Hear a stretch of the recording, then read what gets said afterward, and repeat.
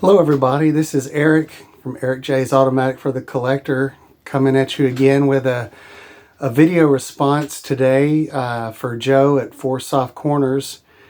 And the video response that Joe was looking for is having to do with what our requirements are for what we would accept and not accept condition-wise with cards in our collections.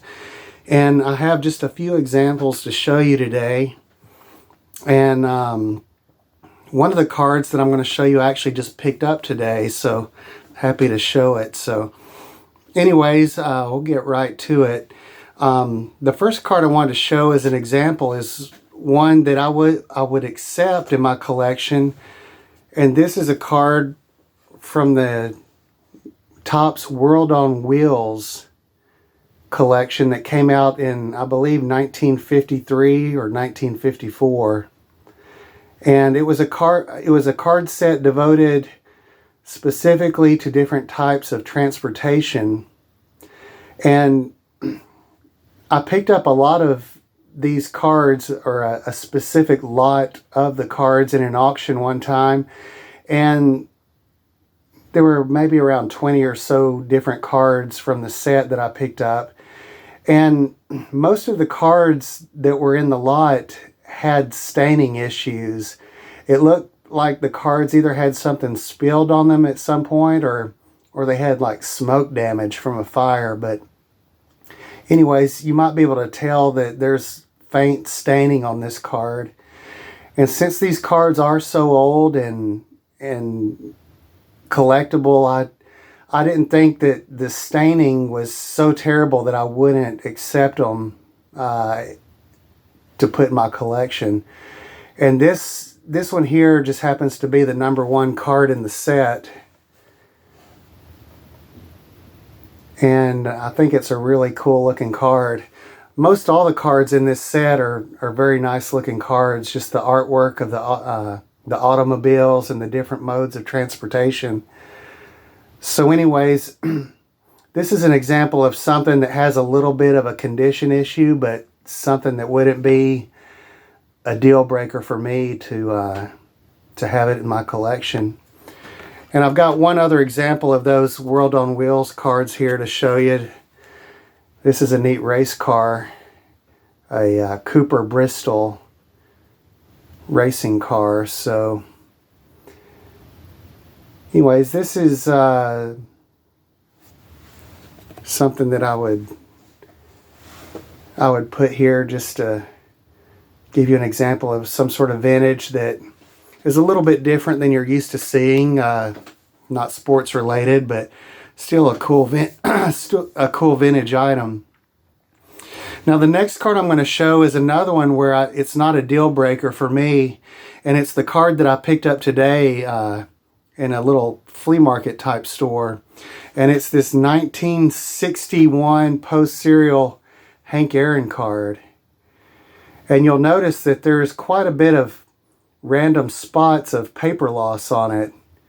I don't know if this was placed in a plastic sleeve or something at one point, and maybe the card got stuck to it and it pulled some paper off, or I don't know what the cause would be for it to pull off these little random spots that it did. But anyways, the paper loss isn't so significant that I would say no to buying it. Now, if it was priced like a really nice example of this card, I guess it all depends on how much money you're talking about.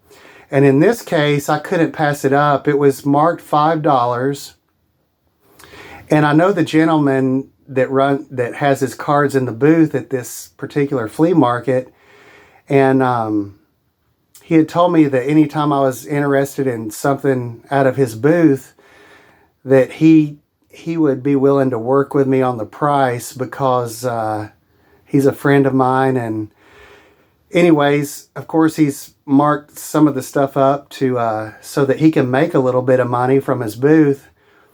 And so the card was marked $5, and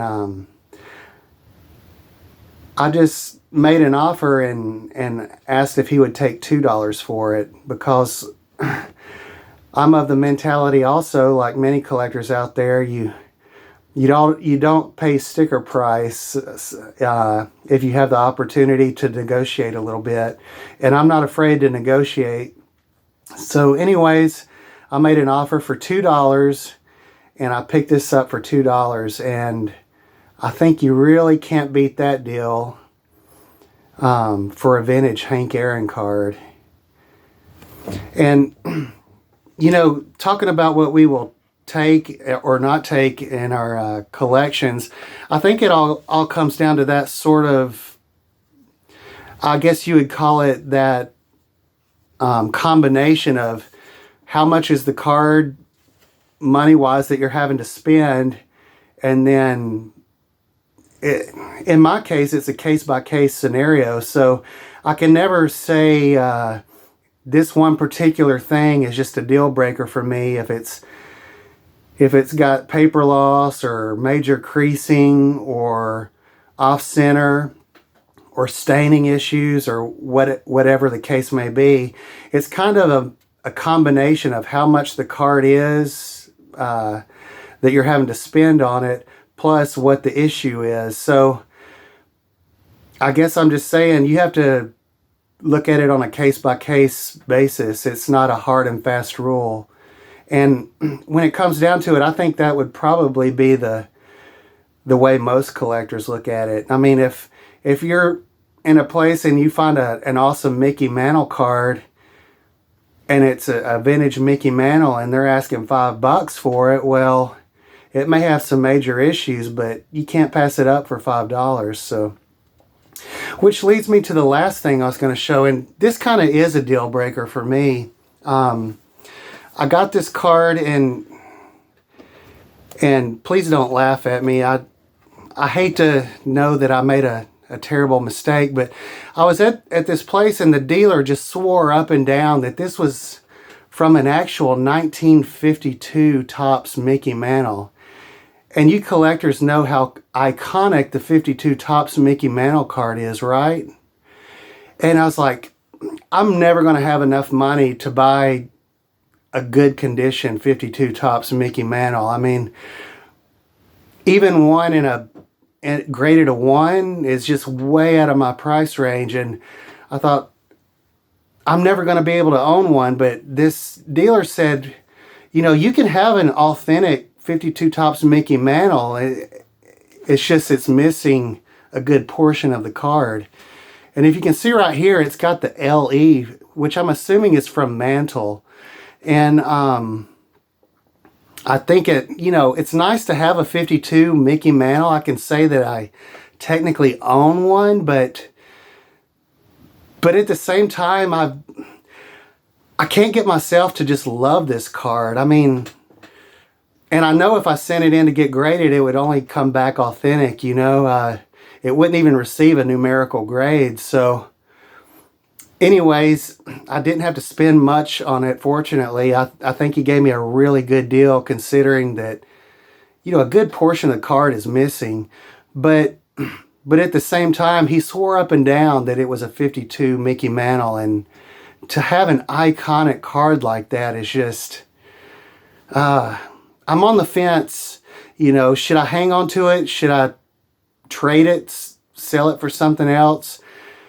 You know, as much as I like knowing in my mind that I sort of own a 52 Mickey Mantle card, I can't get myself to fall in love with this. So I think this is one of those deal breakers where it's just, it's not enough of the card for me to really enjoy it, you know.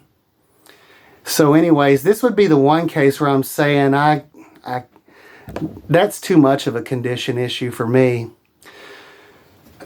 Anyways, guys, I hope you realized that last little bit was cardboard comedy there. Please don't take me seriously with everything I put in my videos. I try to do some stuff to make you guys chuckle, and if I can make somebody laugh and have a lighthearted moment in their day, well, then that's something I enjoy offering. So I always like to look at things on the having a good sense of humor side of life. So they always say laughter is the best medicine. So hopefully, if any of you guys out there are not feeling so good during the winter here, maybe that was some good medicine for you. Anyways, I appreciate you watching the video. And again, I hope Joe over at Four Soft Corners, I hope you enjoy this video response.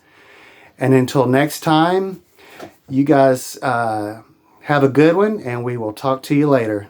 Take care.